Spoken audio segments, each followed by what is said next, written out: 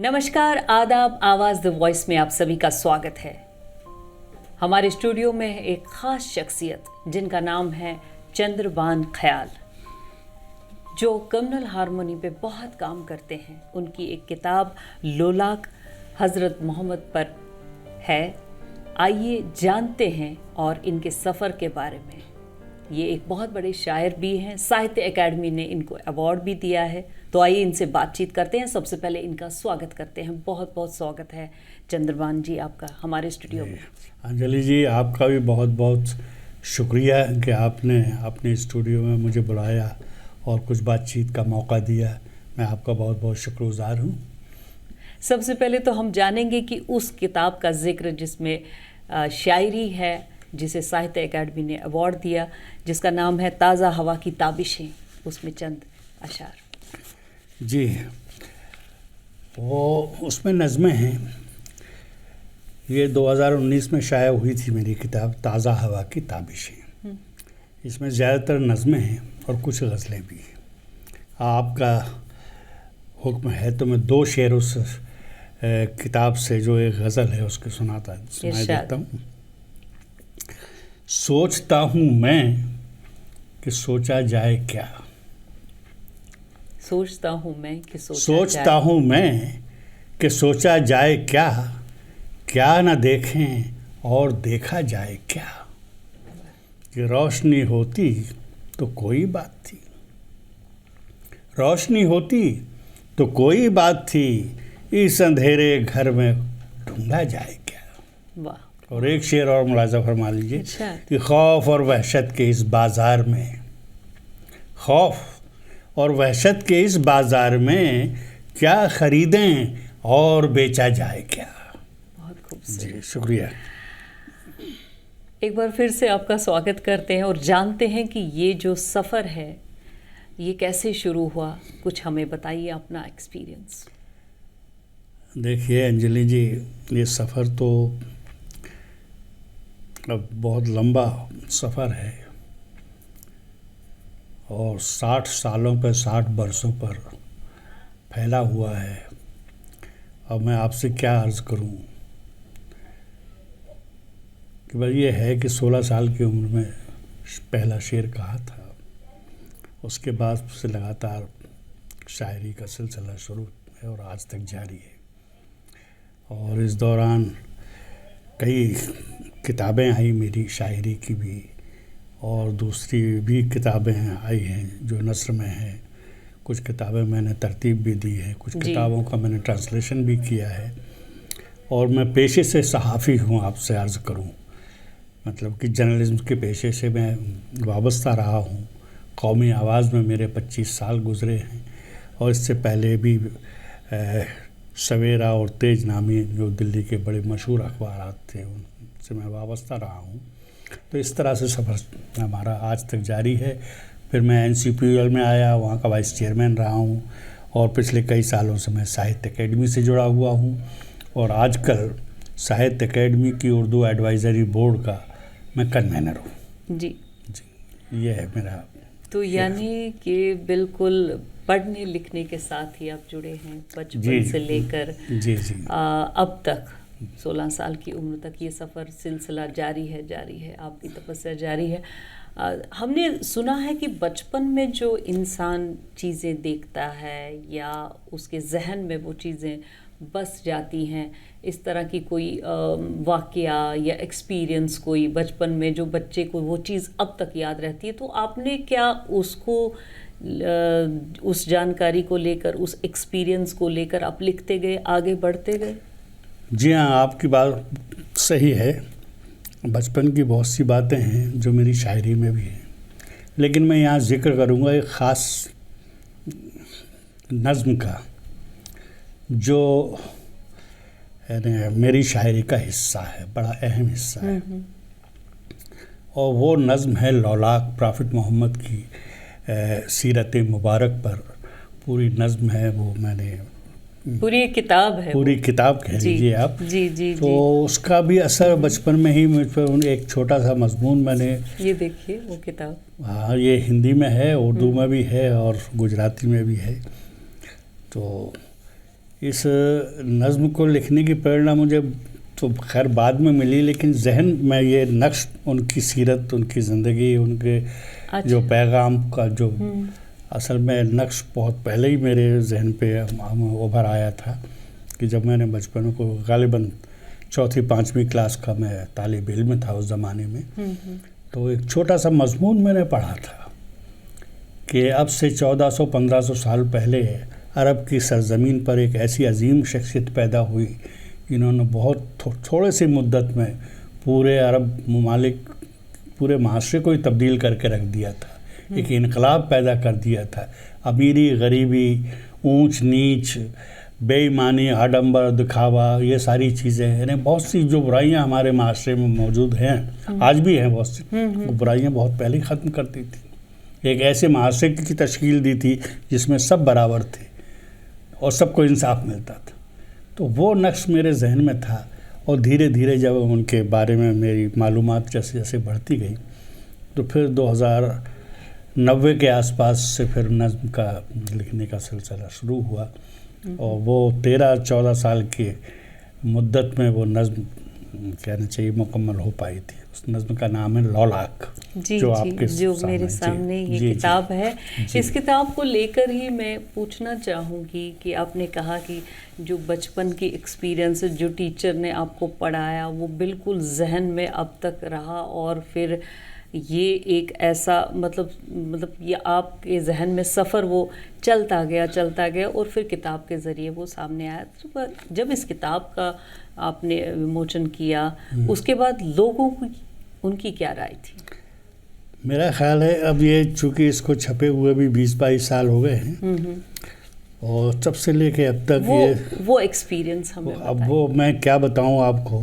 एक तजुर्बा मैं बताता हूँ कि जब मैं ईरान गया, ईरान में प्रॉफिटिक पोइट्री पर एक 3 रोज़ का बहुत बड़ी कॉन्फ्रेंस हुई थी। दुनिया भर से कोई 120 पोइट्स, हर ज़बान के पोइट्स वहाँ पर मौजूद थे। 3 दिन तक लगातार नातिया कलाम लोगों ने पढ़ा। तो मैं यहाँ से मधु था और बस सरोज साहब थे, वो भी थे मेरे साथ। तो वहाँ पर जब मैंने इसका कुछ हिस्सा पढ़ के सुनाया तो आप यकीन जानिए कि मैं तो सोच भी नहीं सकता था कि इस कदर लोगों को मेरी शायरी पसंद आएगी कि हाल में कम से कम 20-25 हज़ार लोग बैठे हुए थे सामने। और जब मैं ये नज़्म ख़त्म करके नीचे उतरा तो सारा हाल खड़ा हुआ था और सब 5 मिनट तक लगातार तालियों के गड़गड़ाहट से पूरा हाल घूम, और मैं सोच भी नहीं सकता था कि मेरी इस कदर इज़्ज़त अफजाई होगी। और वहाँ के जो इमाम जिनकी बड़ी हैसियत थी उन्होंने मुझे दुआएं दी, वहाँ के गवर्नर से मिलवाया मुझे और सभी लोगों ने जो तारीफ, मुझे अवार्ड भी दिया वहाँ की सरकार ने आपको। जी। तो ये एक ऐसा तजर्बा था कि जिसके बारे में मैंने कभी सोचा भी नहीं था कि इस कदर भी मुझे इज़्ज़त हासिल होगी इस नज़्म की बदौलत। ये बहुत बड़ा मैंने ज़िंदगी में मैं उस मंज़र को कभी नहीं भूल सकता। जी, ये तो बहुत बड़ा एक्सपीरियंस है, ये आपकी अपनी मेहनत है और इतना ज़हनी काम। और जो हम बात कर रहे हैं कम्युनल हारमोनी की, उस पर ये किताब है, तो उस कम्युनल हारमोनी पे आपने इतना बड़ा काम किया है, उसका लोगों का और क्या एक्सपीरियंस है, लोग क्या कहते हैं? लोगों ने पसंद किया है। देखिए, हमारा हिंदुस्तान तो ज़ाहिर है कि यहाँ पर तो सभी मज़हब के लोग रहते हैं और सभी एक दूसरे से मिलजुल के रहते हैं। और ये आज से नहीं है, सदियों से हम लोग जो हैं हिंदू, मुस्लिम, सिख, ईसाई सभी मिल के रहते आए हैं। कभी आपस में झगड़ना, थोड़ी बहुत बातें तो सभी इख्तलाफात तो रहते हैं अकीदों की उस पर, लेकिन जो बुनियादी बात यह है कि सब लोग एक ही छत के तले प्यार से रहते हैं। ये बहुत बड़ी अचीवमेंट है और ये सिर्फ हिंदुस्तान में मुमकिन है। आपने हमें बताया कि मतलब ये बचपन की एक वो मतलब जो आपने एक ऐसे वो पढ़ा हुआ था, एक चैप्टर पढ़ा हुआ था, एक स्टोरी पढ़ी हुई थी, تو وہ بالکل آپ کے مائنڈ میں رہا. جی. تو پھر مطلب آپ نے جان کر لکھا یا اپنے آپ خیال آتے گئے؟ خیال ہی آپ کا تخلص بھی ہے؟ دیکھیے صاحب کہ شاعری جو ہے جب دل سے نکلتی ہے تو وہی لوگوں کے دل میں بھی اترتی ہے. جی. تو کوشش کرنے سے شاعری نہیں ہوتی ہے. شاعری تو بس دین ہے قدرت کی کہ اپنے آپ وارد ہوتی ہے، اور پھر شاعر تو صرف قلم سے وہ نوٹ کرتا جاتا ہے، کون اسے ہدایت کر رہا ہے یہ وہ خود بھی نہیں جانتا. تو اس طرح سے ہے. اور پھر یہ نظم تو توفیق الہی ہے. میرے جیسے آدمی میں جو کم علم، کیونکہ اتنا بڑا کام سیرت پر لکھنا کوئی معمولی کام نہیں ہے. کتنا وقت لگا آپ کو؟ کوئی 12-13 سال کا عرصہ گزرا تھا اس میں، کیونکہ میری معلومات بھی کم تھی.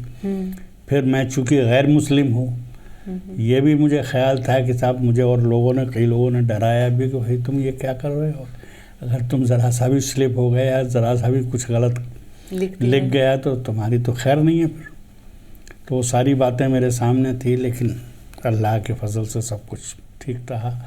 اور چونکہ میری نیت صاف تھی، مجھے سچی عقیدت تھی رسول اللہ سے، تو یہ کام ہو گیا. جی. اتنے بڑے پیغمبر کے اوپر لکھنا تو ایک طرح کی کہیے طاقت، وہی طاقت ہے. اور میں تو کہتا ہوں آپ خود ہی آ کے انہوں نے لکھ گئے ہیں. میں تو یہ سمجھتا ہوں کہ میری جیسے آدمی کی تو حیثیت تھی نہیں کہ میں خود لکھ سکتا. جب لوگوں نے پڑھا تو حیران تھے. ابھی بھی لوگ جب وہ پڑھتے ہیں وہ حیران رہتے ہیں کہ صاحب اس نے یہ کیا کمال دکھایا ہے. تو کمال میرا نہیں ہے، کلام تو اوپر والے کا ہے یا وہ ان کا ہے جن پر یہ نظم کہی گئی ہے. اس میں سے چند لائنیں. ہاں میں دیکھیے آپ کو میں بتاؤں کہ 14 سال کی آپ کی وہ کیا کہتے ہیں نا کہ آپ کی تپسیا ہے. جی تپسیا. اس میں ایک آخر میں جب مکہ کو فتح کرتے ہیں، مکہ فتح ہوتا ہے تو اس وقت وہ ایک خطبہ پیش کرتے ہیں. حجت الوداع کے موقع کا ایک خطبہ ہے جس میں کہ وہ اصل میں خطبہ کیا ہے، اصل میں وہ انسانی حقوق کا ایک چارٹر ہے. اور میں سمجھتا ہوں اس چارٹر سے آگے آج تک کسی انسانی حقوق کی تنظیم نے کوئی نئی بات نہیں کہی. یہ بہت بڑی بات ہے. جو آپ جو کہہ گئے رسول اللہ پرافٹ محمد نے جو باتیں کہی ہیں وہی باتیں ہم لوگ ابھی تک دہراتے ہیں، اس سے آگے نہیں گئے. تو اس خطبے کو بھی میں نے نظم کرنے کی کوشش کی ہے. مطلب وہ حصہ بھی کافی طویل ہے، لیکن میں 4-5 بند 2-4 منٹ پورا کریکٹر ایک کتاب میں ہی ہے موجود. جی ہاں. تو آپ نے جو کچھ کہا ہے وہاں سامنے بیٹھے ہوئے مسلمانوں کے ساری دنیا کے لوگوں کو میسج دیا. تو اس میں سے میں چند بند آپ کو سنا دوں تو یہی کافی ہوگا. بہت یہ بھی اگر میں پورا سناؤں گا یہ خطبہ تو اس میں بھی 15 منٹ لگ جائیں گے. بہرحال 4-5 منٹ میں کچھ بند سنا دیتا ہوں. مسلمانوں کی بھاری بھیڑ کا ایک دل نشیں منظر، مسلمانوں کی بھاری بھیڑ کا ایک دل نشیں منظر، ہماتن گوش ہر مسلم مخاطب آپ منبر پر، خدا نے اپنا وعدہ آج پورا کر دیا دیکھو، اسے تم بھول مت جانا، یہ احسان سر پہ دھر رکھنا. میری ہر بات کو تم لوگ دل سے باندھ کر رکھنا. میری ہر بات کو تم لوگ دل سے باندھ کر رکھنا، کہ میرے بعد وحدت کی روایت کے امید تم ہو، جہاں میں دین کے اور میری امت کے امید تم ہو. کہ نہیں کوئی شریک اللہ کا معبود وہ یکتا، نہیں کوئی شریک اللہ کا معبود وہ یکتا، ہماری زندگی اور جہد کا مقصود وہ یکتا، وہی خالق وہی مالک بنایا خاک سے انسان، حدوں میں قید ہیں سب اور لامحدود وہ یکتا.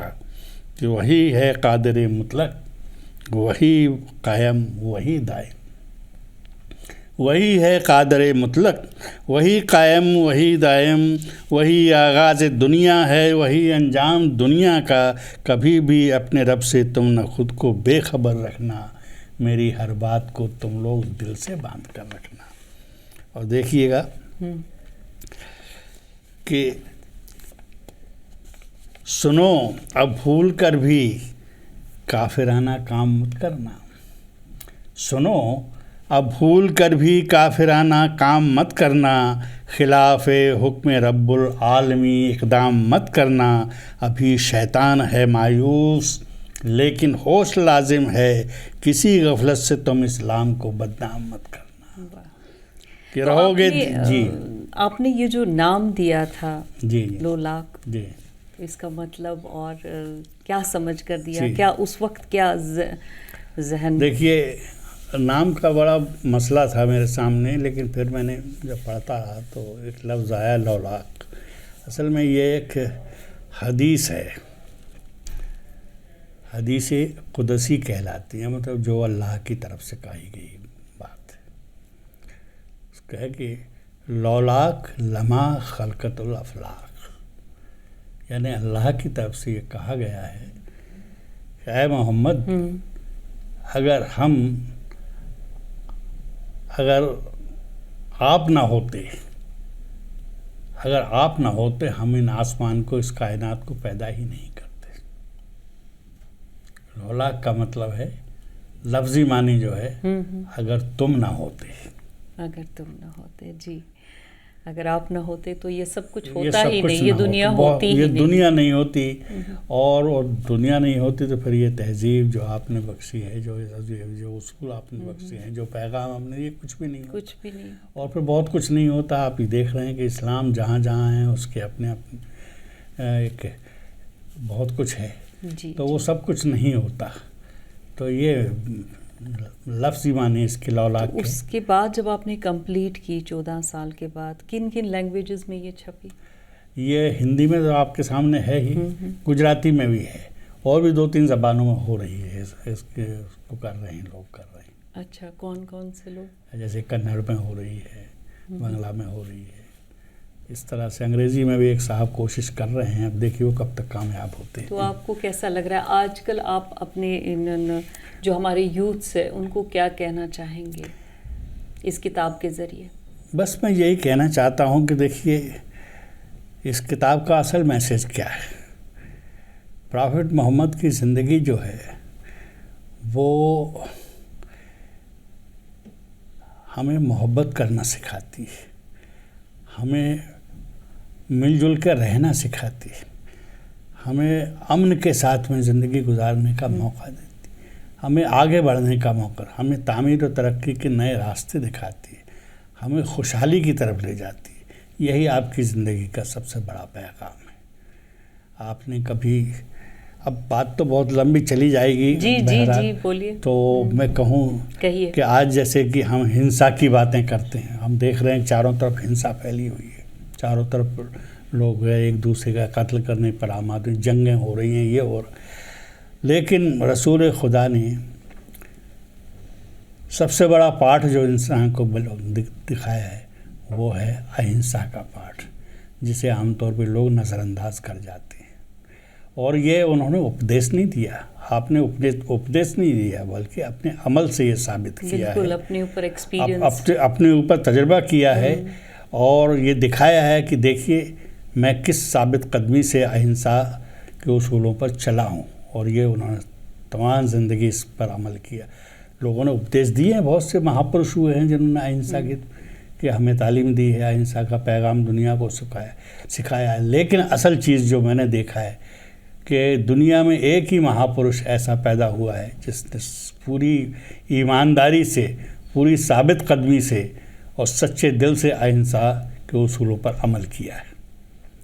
ये मैं कहना चाहता हूँ, और ये लोगों को समझना भी चाहिए कि अहिंसा की बातें करना और है, उपदेश तक देना और है, लेकिन उस पर अमल करना बड़ा मुश्किल काम, प्रैक्टिकल काम है। और ये आपने करके दिखाया। इतनी तकलीफ़ें उठाई है, इतना जुल्म हुआ है, इतनी ज़्यादती हुई है उन पर, इतना तशद्दुद हुआ है, इतना, मैंने क्या कह सकते हैं, हमारे आंसू निकलते हैं जब वो सारी बातें हमारे सामने आती हैं कि इस तरह से लोगों ने उनके साथ में ज़्यादती की है जी। तो लेकिन वो अपने कदमों से कभी, कहना चाहिए हम अपने उसूलों से कभी डिगे नहीं, सब कुछ बर्दाश्त किया है और दुनिया को ये दिखाया कि देखो अहिंसा है तो अमन है, तो यहाँ- अहिंसा है तो कामयाबी है। यहाँ पर आप एक मतलब कम्युनल हार्मनी की बात चल रही है, एक अलग तरह का मैसेज जो है हम सब के लिए, लोगों के लिए एक मैसेज है। मैसेज तो हर मज़हब में है, तो जी हाँ। अपना आप एज ए हिंदू जो हमारे महाभारत से मैसेज है, रामायण से मैसेज जी है, हाँ। तो उस पर और इस पर क्या कंपैरिजन आप कर सबका रहे हैं? बराबर है। देखिए, जहाँ तक बात जो है अहिंसा की बात तो सभी ने की है, लेकिन अहिंसा के साथ साथ ये भी है कि अगर जुल्म है, जहाँ पर ज़्यादती जहाँ पर है, जहाँ पर अधर्म है, तो उसके ख़िलाफ़ तो हथियार उठाना ही पड़ता है। ये बात रसूलुल्लाह को भी हिदायत हुई कि जिहाद करो, हुक्म हुआ अल्लाह की तरफ से कि आपको जिहाद करना है, क्योंकि अब बहुत अति हो गई है, ज़्यादती हो गई, ज़्यादा हो गई है। और यही बात हमें महाभारत में भी कहा है। भगवान कृष्ण कहते हैं कि भाई ये सब लोग तेरे सामने जो है ये अधर्मी हैं, ये रिश्तेदार नहीं है, ये अधर्मी है, और इनको मारना तेरा फ़र्ज़ है, इनके खिलाफ हथियार उठाना तेरा फ़र्ज़ है। जबकि अर्जुन ने तो हथियार रख दिए थे, कहता मैं नहीं लड़ सकता, ये तो मेरे रिश्तेदार नातेदार हैं, मेरे भाई बंद हैं, मैं इनको कैसे मारूंगा।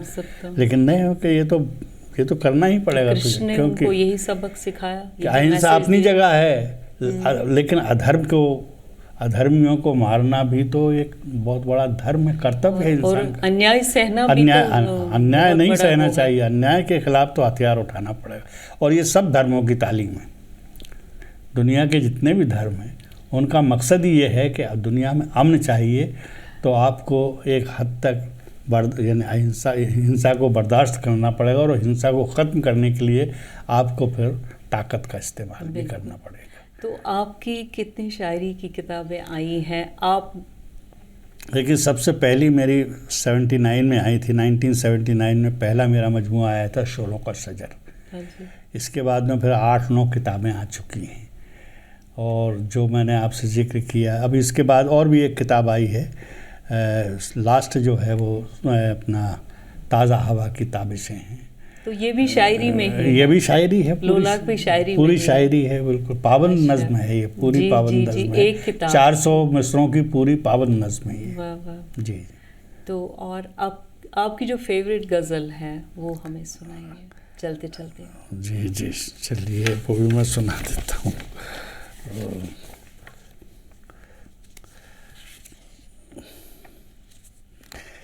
अब ये कुछ नए किस्म के शेर हैं, पूरी गज़ल नहीं सुनाऊंगा आपको, सिर्फ 3-4 शेर सुना देता हूँ इस गज़ल के, बहुत अच्छे हैं।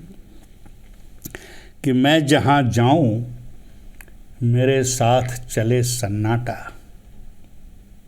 मैं जहाँ जाऊँ मेरे साथ चले सन्नाटा, मेरी आँखों में लगातार जले सन्नाटा, मेरी आँखों में लगातार जले सन्नाटा, कि सुबह आती है दबे पाँव चली जाती है, सुबह आती है दबे पाँव चली जाती है, घेर लेता है मुझे शाम ढले सन्नाटा, घेर लेता है मुझे शाम ढले सन्नाटा, और भागती भीड़ के कदमों से लिपट कर रोए, भागती भीड़ के कदमों से लिपट कर रोए, वरना हर सुस्त मुसाफिर को छले सन्नाटा। और एक शेर और देखिएगा कि तुम ख़यालात के खेमों में सिमट मत जाना, तुम ख़यालात के खेमों में सिमट मत जाना, जब सरे राह कभी हाथ मले सन्नाटा। और आखिर में एक शेर और कि फिर मेरे शहर में लौट आई है दहशत गर्दी, फिर मेरे शहर में लौट आई है दहशत गर्दी, फिर हर एक जिस्म के साए में पले सन्नाटा। बहुत खूबसूरत, बहुत बहुत शुक्रिया चंद्रभान जी।